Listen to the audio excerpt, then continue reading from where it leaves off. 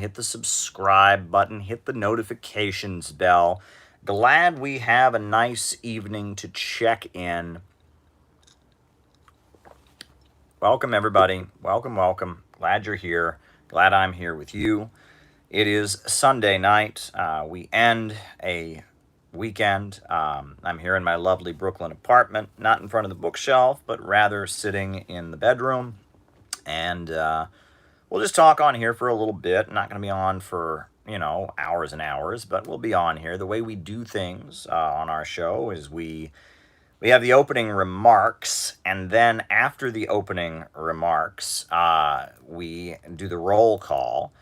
And after the roll call is over, at that point, we answer super chat questions. Oh, and thank you, Andre, for the super chat. At that point, what makes a counter-revolution? That's an interesting question.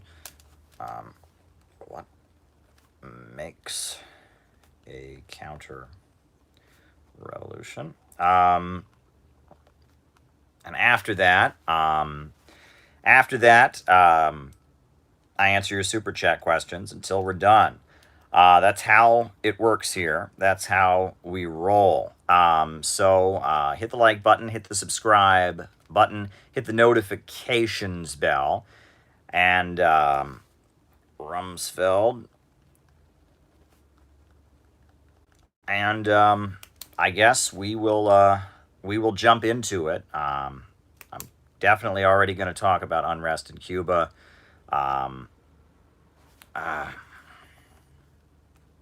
Revisionist. At what point? Wow, they're just rolling in here. I'm just writing down these super chats because they're just rolling in. Talk about classical music and contemporary music. And is there any contemporary classical music? Contemporary music. Classical music. Contemporary. Classical music. Just writing them down as they're all coming in, as they're rolling in. All right. Well, Bosch, Cuba. My predictions. All right, folks. Thank you for the super chats. It looks like we're going to have a great show. Hit the like button, hit the subscribe button, hit the notification bell.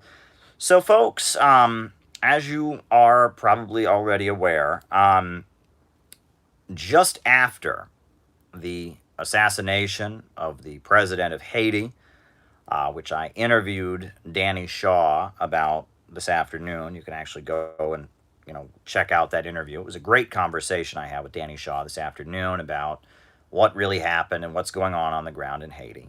Just after that, and when it becomes pretty clear that the UN is sending troops into Haiti, the USA could very well, U.S. sanctions, the USA could very well, be sending troops into Haiti as well. The USA has already said it's going to send law enforcement and security personnel in.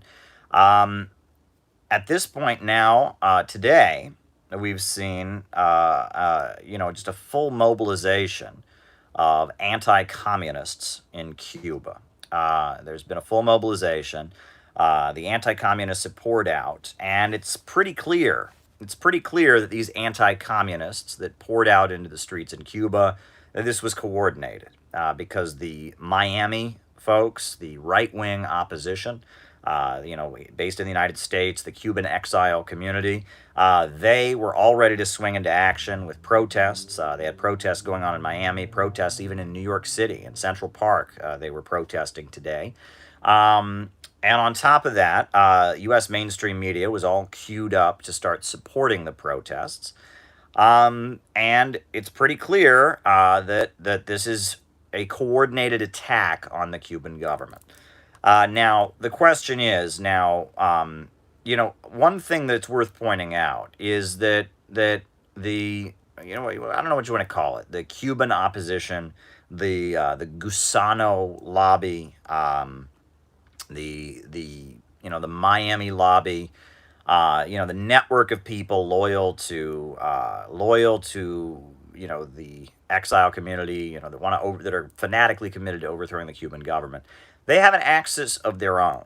They have an axis of their own. There is the CIA, and the CIA has a history of working with them. There is American intelligence and all of that. But these folks also have a little bit of an axis of their own.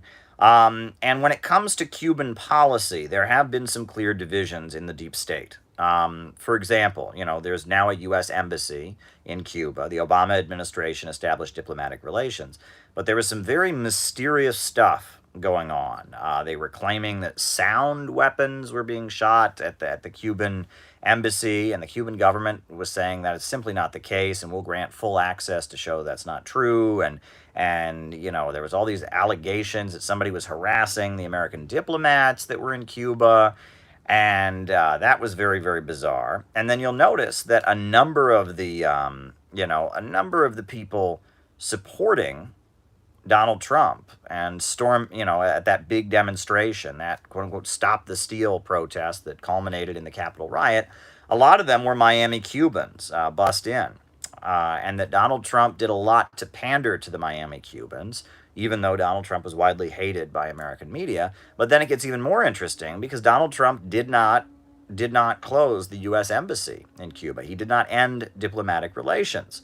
So even Donald Trump wasn't willing to do what the Gusano lobby wanted. So to some extent or other, the Latin American right wing and the Cuban exiles, the Venezuelan exiles, the Nicaraguan exiles, the Bolivian exiles, they all gather in Miami. Miami is the capital of the right wing of Latin America. It's basically the capital of the right wing of Latin America. You got the School of the Americas in Georgia, right, just over the border, right, just up. If you go up Florida, up into the Panhandle, up to Georgia, then you can see the School of the Americas, where a lot of butchers and mass murderers that operated in El Salvador and Nicaragua and other places were trained, and that area is basically the base. The base area, I don't know what that is, Paul. It is the base area of the right wing. And that right wing, it has its own networks. And sometimes there are instances where what the overall American intelligence apparatus, what the overall CIA wants, and what these fanatics want doesn't exactly line up. But that said, right, for whatever reason, there's been a full mobilization for disruptive protests in Cuba. And so now, from what we understand on the ground, the Cuban government has mobilized in defense, and they've called their population out into the streets. And there are massive, huge demonstrations now in support of the Cuban government. And they are, they're marching around with pictures of Fidel Castro. They're chanting that this is Fidel Castro's street. They're chanting in support of socialism. They're chanting in support of the Communist Party. And that these opposition protests, you look at some of these photographs, they're not very big. These are not big crowds of people. They're there, they're doing their thing. But what is interesting is the timing. Now, this lines up with events in Haiti. This lines up with the USA perhaps positioning itself to set up military operations in Haiti. And so you have to wonder what's going on here. One particularly interesting thing is that some of the areas where these protests are concentrated are areas in Cuba that are generally a stronghold of the Cuban Revolution, but have a big Haitian cultural influence. So you have to wonder about what's going on there. In Cuba, not everyone looks the same. There's a lot of Afro-Cubans. There's a lot of Cubans that are very light-skinned. There are a lot of Cubans that are more Latino. And it's in Afro-Caribbean areas that are heavily influenced by Haitian culture that we're seeing some of these protests, which is very bizarre, very, very bizarre. But it raises a lot of questions. But the mobilizations in support of Fidel Castro are massive. The mobilizations in support of the Communist Party and in support of the current president are massive. And no one should be deceived by these protests, okay? Because the main grievance that these protesters are raising is related to the shortages, right? Shortages of medical supplies, shortages of food, etc. Well, who's responsible for those shortages? Who's responsible? Well, the U.S. government, right? Even amid the pandemic, the U.S. government has been tightening the restrictions on Cuba. The Biden administration has not changed the Trump administration's policy of rolling back Obama's reforms, tightening it, making it harder for Cubans to get medicine, making it harder for food to be imported into Cuba, tightening those restrictions. So, if anything, these anti government protesters who are angry about shortages should be protesting against the United States. They should be protesting the U.S. embassy. They're not doing that. Furthermore, the people marching in solidarity with them in Miami and in Central Park in New York City and in other parts of the United States are the people who have been lobbying for those very restrictions, right? The Miami Gusano Cuban exile community wants more restrictions. They want to make it harder for Cubans to import medicine. They want to make it harder for Cubans to get food. They want to make the situation in their homeland worse because it feeds into their agenda of overthrowing the Cuban government. So if these protesters were legitimately concerned about the humanitarian situation in the country, they would not be marching and having a coordinated day of action and protest with the very people who are lobbying the U.S. government to impose restrictions. It doesn't make any sense, right? If they're angry about shortages in the country, why would they have a joint day of action with the very activist groups in the United States that are creating and working hard to create those shortages? These people go and lobby Congress. They lobby Congress to try and put more restrictions to make it harder for Cubans to get food and medicine. And they are marching in solidarity with people in Cuba that are supposedly marching in protest of the lack of access to things like food and medicine. This doesn't make any sense, right? This is just, it's looking to me like this is your classic color revolution, right? Your classic color revolution. And often, when you look at the color, what are we talking about when we say color revolution? Sometimes people hear that and they just roll their eyes. And some people, you say color revolution, they don't even know what you mean. Well, all across the world, starting during the late Cold War, I think the Prague Spring of 1968 was the first event that you could call, one of these. But then really, in the 80s in Poland, and then really in the late 1989, all over the communist world, and after 1989, all across the planet, you had these uprisings that were staged and supported by American intelligence. And these uprisings would often be very, very vague. Very vague. It wasn't clear what they were for. It was just a general uprising. And often, the uprising would be represented by a color. I believe in Ukraine, they had the Orange Revolution. In another country, they had the Velvet Revolution. In other countries, they've had a Green Revolution. They've had a Purple Revolution. And these are uprisings in which generally it's not clear what it's for. It's against corruption. It's for freedom. It's for human rights. It's not clear what it's for. All right? Not clear what it's for. But it's just this general mobilization. And because it's not clear what it's for, all kinds of people throughout society will project their own grievances onto it, right? A classic example is the Tiananmen events of 1989, right? What did the students at Tiananmen Square in 1989 want? I don't know. I mean, they wanted democracy. What does that mean? Democracy is a word that is in the Chinese constitution many, many times. Democracy is a word that actually, when Mao was rising up and taking power, he called his system that he was creating the new democratic system.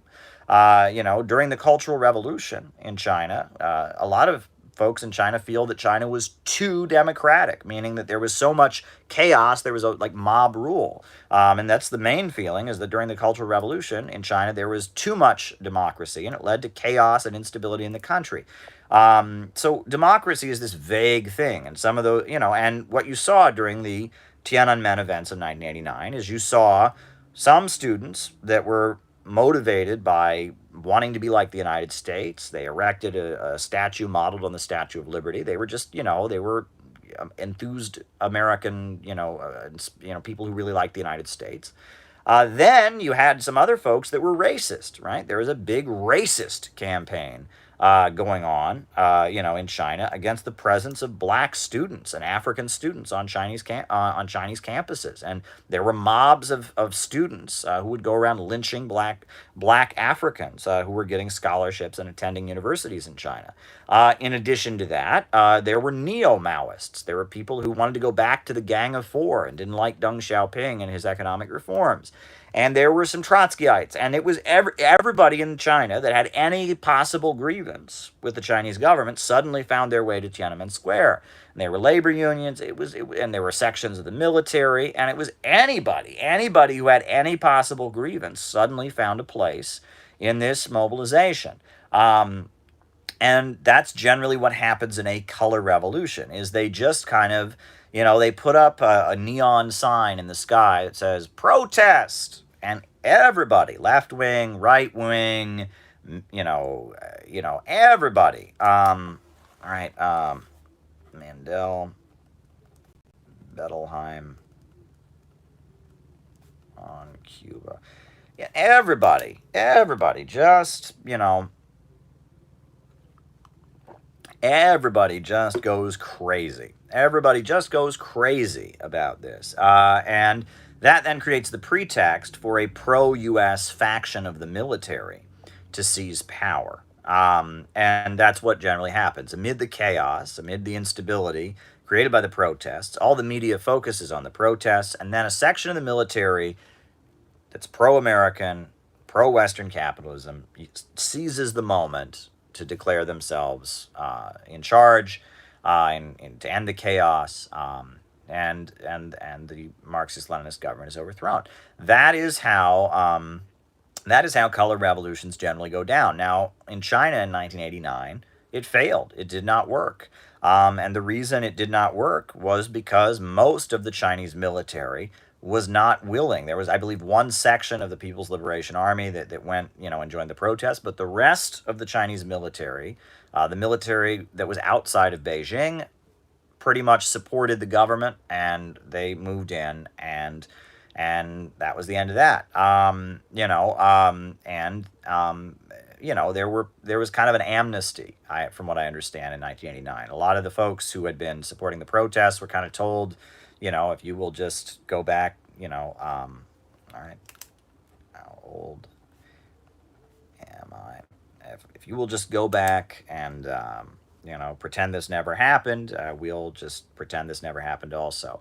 And, it failed in China in 1989, but it was successful in Czechoslovakia, it was successful in Poland, it was successful in East Germany, it was successful in many, many countries. It ultimately was successful in the former Soviet Union. So this tactic is being used, but what we're seeing here is that the Cuban government, they've learned some things from the fall of the Soviet Union. For example, one thing that was a big problem in the Soviet Union was that the public was largely afraid to get into politics. In the former Soviet Union, you'd had the Moscow trials, and there was kind of a feeling among average people that, you should really just avoid political topics.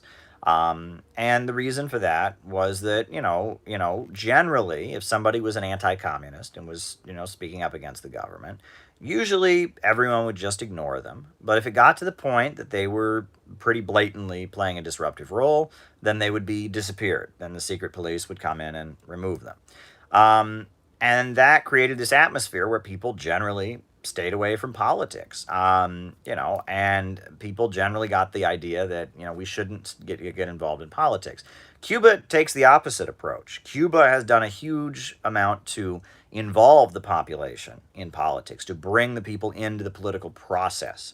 In Cuba, often they will mobilize the population, the average people, to go argue with oppositionists and with right-wingers and with pro-U.S., pro-capitalist forces. They will mobilize them, and There you go. So yeah, and they bring the population into the political process. In Cuba in the 1980s, while many Eastern European countries were falling, in Cuba they launched something called the Rectification Campaign. The Rectification Campaign, and the Rectification Campaign was a mobilization to reinforce the Marxist-Leninist principles of the party.